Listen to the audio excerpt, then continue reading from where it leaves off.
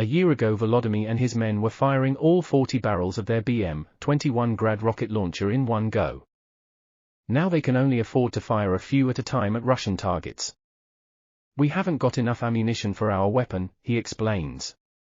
This is Slant News TV. Please subscribe. His unit, the 17th Tank Battalion, is still being called on to provide fire support to Ukrainian forces desperately clinging on to the edges of Bakhmut, the eastern Ukrainian city which Russia has spent months trying to capture. Russian forces are getting ever closer to their goal of taking the city, but at enormous cost. While we're waiting in a line of trees, hidden from view, Volodymyr receives a call to fire his rocket launcher at a Russian mortar position about 15 kilometers away. His men remove the branches camouflaging their vehicle. They drive towards an empty field about a kilometer away and quickly work out the range. They elevate the rocket barrels towards the target while, out of sight, a Ukrainian drone hovering above assesses their accuracy. They're told their first rocket misses by about 50 meters, so they adjust the elevation and fire another 2 and quickly return to the trees for cover. This time they're told they've hit the target. Volodymyr, however, is frustrated they can't do more. We could have provided more support to our guys who are dying there. He says Ukraine has already burned through its own stocks of Grad ammunition, so is relying on rockets sourced from other countries. Volodymyr says supplies are coming from the Czech Republic, Romania, and Pakistan. He complains the rockets originating from Pakistan are not of a good quality. Ukraine's call for more weapons and ammunition has only become louder the longer the war has gone on. The focus now is preparing for a major offensive. But at the same time Ukraine is still having to expend huge resources on just maintaining its position. Despite the recent arrival of modern weapons, like tanks and armored vehicles, Ukraine remains heavily reliant on its older, Soviet-era arsenal. The Russian-made Buk air defense system, which can target aircraft, drones and missiles, is still one of its prized possessions. We get rare access to see one further along the front line, also hidden in a wooded area.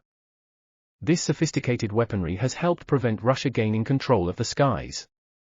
Joseph, the Buk commander, tells me it's target number 1 for Russia. This explains the extreme care taken to protect it. The long vehicle with its radar dome is buried in a deep trench covered with camouflage netting. On top are 2 grey missiles.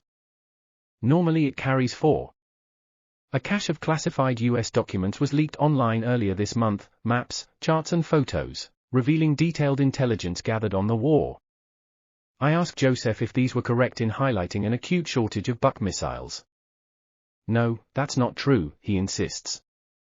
But he does admit that the Buk is proving hard to maintain and Ukraine needs more.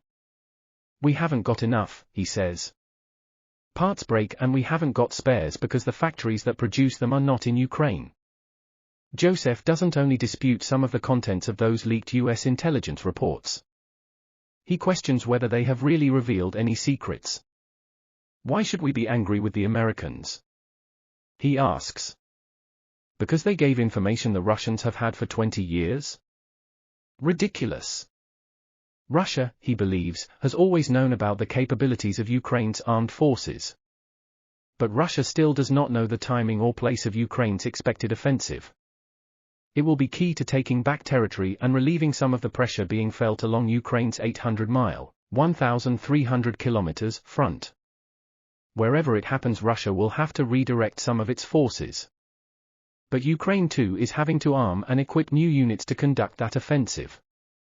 Both sides are struggling to feed the front line. At another location near Bakhmut, Ukrainian troops from its 80th Brigade are already expending hundreds of artillery rounds a day to try to repel Russia's advances. They are already using some of the weapons supplied by the West. Serhiy and his men are operating a British-made L-119 light artillery gun.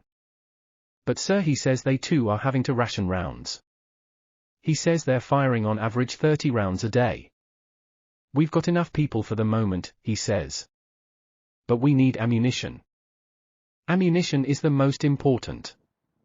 I ask Serhiy if this is the make or break year for Ukraine. If we go on the offensive this year and retake our land, then we'll win, he replies.